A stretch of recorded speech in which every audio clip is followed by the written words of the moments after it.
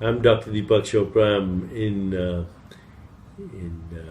New York right now, and I'm being visited by Jerome Oliveira. And we're talking about my visit on May 17th, which is a couple of months from now, in Paris and France, of course. And I'm going to be talking about the future of well-being, but this time on a much bigger, broader scale. So, of course, I'm very interested right now in the whole area of epigenetics and the microbiome and the super genes. And I'm going to talk about that. I'm also going to talk about super brain, how you can participate in changing very dynamically the neural networks of your brain. There's a saying that neurons that fire together wire together. So how you, through many techniques, self-reflection, self-awareness, self-observation, transcendence, self-inquiry, meditation, mindfulness, observation of internal space, of mental space, of course, emotions like love, compassion, joy, equanimity, how you can completely change your brain physically. So I'm going to talk about that. I'm also going to talk about neurogenetics, how you can change your gene activity, not only in the brain, but in all your body, which is the subject of my book, Super Genes. But then I want to go beyond that. I want to discuss, as I always do these days, what is social well-being? How can we create a more peaceful, just, sustainable, healthier, happier community, society, nation, even the world. I'm going to talk about spiritual well-being, which is about how do you overcome the fear of death, the usual spiritual anxiety that people have about old age, infirmity, their own mortality. Is there a domain of awareness which is beyond our personal ego identity, and how getting in touch with that actually allows us to be in touch with that which is not in time. Birth and death are in time. Physical identity is in time. Even emotional and intellectual identity is in time. But is there a part of you that is not in time? So I'm going to discuss that. And more importantly, I'm going to do a meditation when I'm there, which will take you through the whole wheel of awareness. Awareness of sound, touch, sight, taste, smell, awareness of your body, awareness of what's happening inside your body, something that's called interoception, awareness of relationships, personal relationships, professional relationships, relationship with society, with the ecosystem, with the earth, with the universe, with the deeper mystery of the universe, which some people call pure consciousness or ultimate reality. And finally, what I'm going to do when I'm there is I'm going to address some of the current problems that we all face. It's not just France, it's everywhere. There's violence, there is terrorism, there is social injustice, there is disturbance of the ecosystem, there's extinction of species, our own extinction, possibly, if we don't watch out. So what can we do about that? Can we create a critical mass of consciousness that allows us to actually solve these problems, not by social activism, not but by what we think or what we do, but who we are. So I'm going to address a new science. It's called biofield science. Your body is a biofield.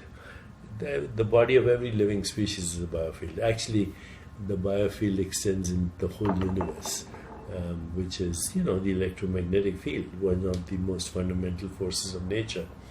Does our body create a biofield? And do our collective bodies create a biofield? How does it affect the emotions, the consciousness of other life forms, not just human beings, but sentient beings everywhere? And we will do a meditation on biofield dynamics as well.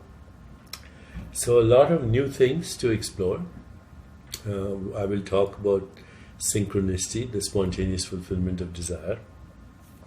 If we can get in touch with fundamental reality, ultimate reality, We don't need to use words like God or divine, or although some people use those words, it's not important. Is there a fundamental ultimate reality which is the source of space-time, energy, and physical matter?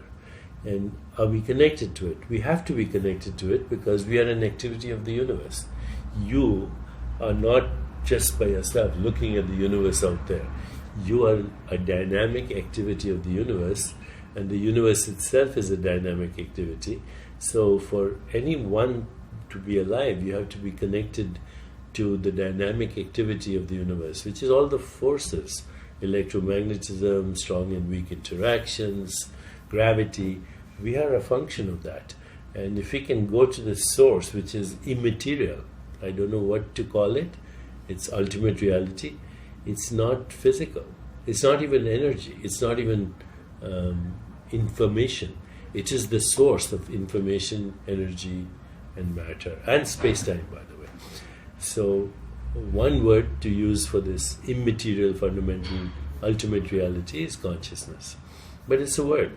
We don't worry about words. If we can get in touch with that, then how can it impact the evolutionary impulse of the universe? We know the universe is evolving. We know species have evolved. We know that we can pay attention to our own evolution. How can we accelerate that evolution? Because if we accelerate that evolution, then we realize that the universe, in fact, is called a universe, one verse, one song, one symphony. So our body is part of the symphony. Our mind sometimes gets us out of touch with the symphony, especially our ego. But our spirit, our consciousness is one with the symphony. Symphony means everything is correlated. And that correlation is also called synchronicity. In many spiritual traditions, they call it the state of grace, or they call it good luck, or they call it spontaneous fulfillment of desire, or they call it being in the right place at the right time. Okay, so how can we tap into this amazing experience which every spiritual tradition in the world has talked about? But it's talked about not to the extent we wish it could be talked about, because only a few luminaries through history, sages, people who are spiritually evolved, people who are in touch with their soul, if you want to use the word soul, I use the word consciousness, they had access to this amazing synchronicity, this amazing, you might say, field of all possibilities. But we talk about these people, we think about these people, sometimes we even worship these people. But, they had a brain just like you and me. And so why can't we tap into the same thing? If I'm pointing to the moon, you should be looking at the moon, how to get there, not worshipping the finger. And unfortunately, that's what happened in religion. Somebody had a great experience and they talked about that great experience. We ended up worshipping the messenger instead of understanding the message and saying, how can I have that experience myself? So I hope to see you in Paris, May 17th. Let's do it together.